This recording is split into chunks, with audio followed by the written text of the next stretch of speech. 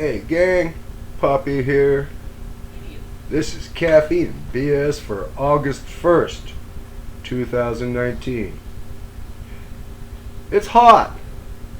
What else can I say? It's freaking hot.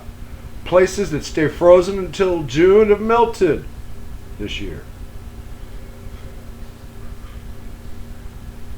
Deny warming. I dare you. My daughter-in-law has a health problem that is worrying us. I won't go any farther, but Cole, we're praying for you. Okay. What else? Well, that's it for Caffeine BS for today. In about 20 seconds, I'll start recording Shearline DRO install project report. Blah, blah, blah.